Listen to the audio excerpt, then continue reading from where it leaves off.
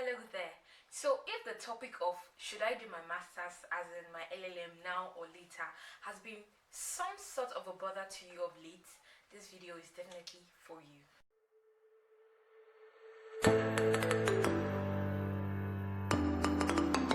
Now I had the honor of having this poll on this particular question on my story, and I really want to appreciate everyone that answered me. Your feedback gave me an insight as to what people might actually be thinking, because this is a topic I have been willing to do and actually dying to do, because there was a point in my life where I just felt I would just have to do my masters in order to be very successful. LLM is not like every other kind of masters you can do, okay? Now before you venture into the aspect of saying or the perception of being ready to do your masters, there are 5 things you should consider. First is, what exactly do you have planned out, or what do you want for your career in general? Okay, do you see yourself practicing? Do you see yourself in litigation? Do you see yourself just actually even using the certificate for anything? Okay, so secondly, your grade points for graduation. Now you know that there are certain levels to what would be acceptable for an LLM. There are certain grade points that are acceptable, and if you're below that point and you actually don't even have practice, you are most likely going to be rejected. Okay, so do you want to do it in Nigeria? Do you want to do it in Africa in general, or do you want to do it outside Africa? All those things, that particular thing should be something pertinent to thinking whether you should do your masters. The fourth thing is whether it is going to be possible financially. Are you at the stage where you are able to cater for yourself and still provide for the option of going into do your masters? Are you able to pay the fees, particularly where you're leaving the country? Convenience, okay? Are you ready to leave that very lucrative job? Are you ready to leave that very practical, interesting job because you want to do your master? Take no to most of or any of the 5 things I mentioned. I personally advise that you wait. There is no need rushing to do your LLM, and I even would advise people to actually wait, particularly where you're very early into the bar, particularly when you were just called to bar some a year ago, 2 years ago, 3 years ago. I think one has to just wait for several reasons that I'm going to be mentioning. First, you can't compare your mental capability and your actual wants and needs in your undergraduate days or in the days you are in law school with the core practice itself.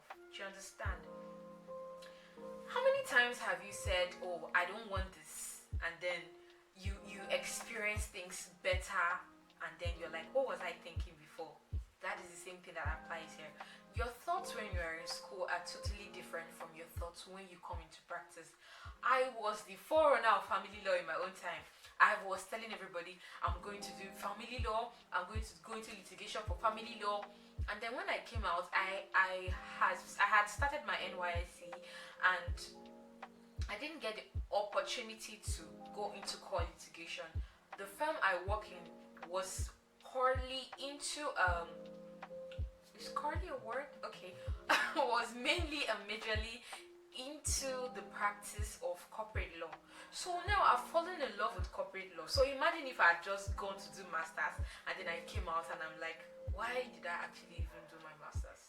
You see, so that is why I said you should wait. Okay, just chill, just be patient.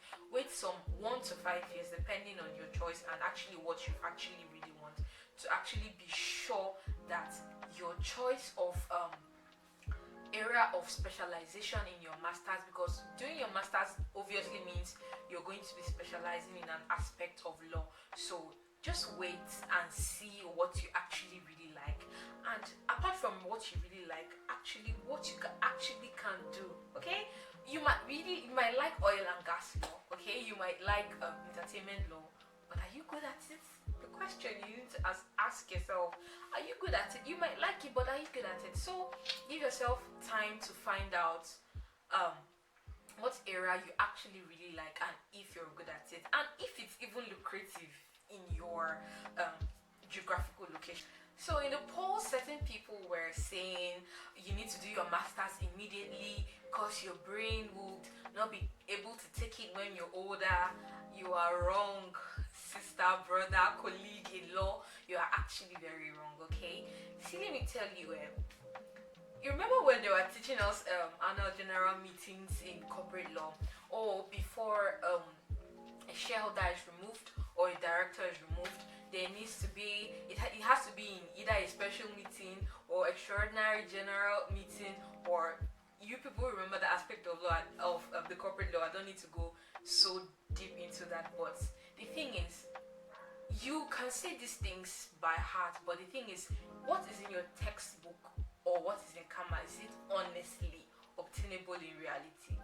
Okay, if you have practiced and read, obviously you can't practice without reading. But what I'm saying is, if you've come out from school and you've practiced, you understand that practice makes perfect or better.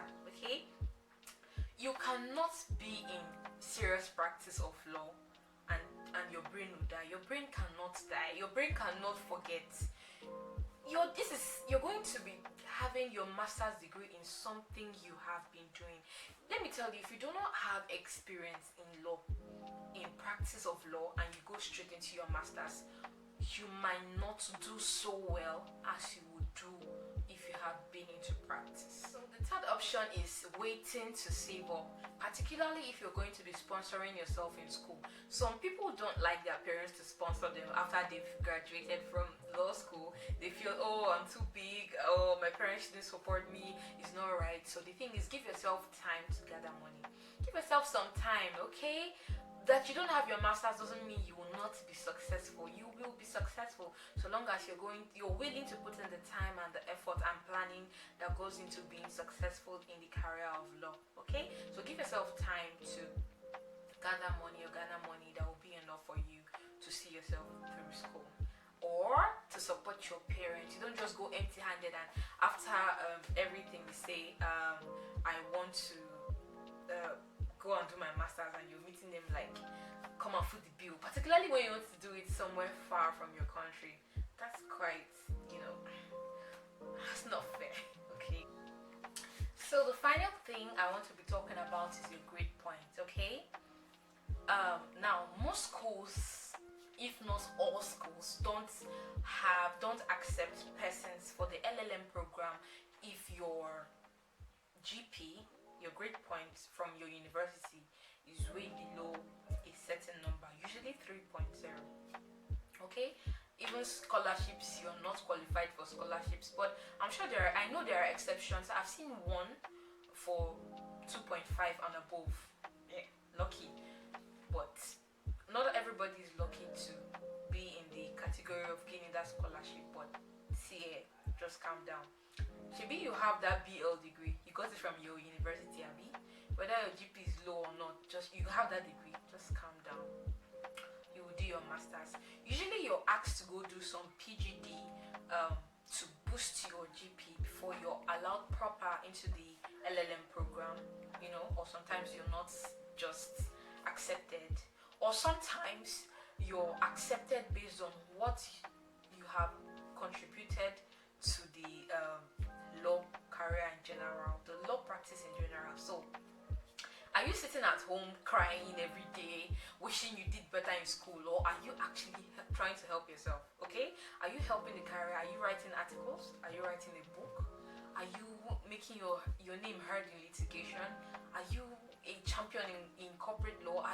What are you doing? Are you feeling bad that you won't do your master's because your GP is low and you don't want to go into postgraduate studies, or some schools don't even want you for postgraduate studies, or you can't even afford postgraduate studies because postgraduate studies is almost the same amount sometimes with the program itself. Like I think there's a university in Abuja that is 2.5. I mean, that's quite expensive. Okay, so the thing is, if your GP is low, calm down. Usually if you have good practice and you have supported the career, that is, you've thrown in light, you've done something really recommendable in practice, you are most likely going to be taken for your master's program. So you see why I said you should give it time. Okay, I have mentioned 4 things that I feel are salient to you waiting before you get on with your master's degree. Whatever I've said in this video is all my opinion. It's not the grandeur, it's not the all-encompassing advice, but this is my 2 cents, and I hope you find it very helpful. If this has been some sort of bother to you, I really hope this video comes in handy. If you know someone this topic has been some sort of a bother to, I would appreciate if you shared it to the person. It will throw in some light to the person's plight. I'm rhyming words. Okay, so I hope you enjoyed my video. Thank you for watching. Don't forget to like, please. Follow me. You can subscribe to my YouTube channel. I don't know why that word is hard to pronounce all the time. Subscribe. And share to people you know this video will be very helpful.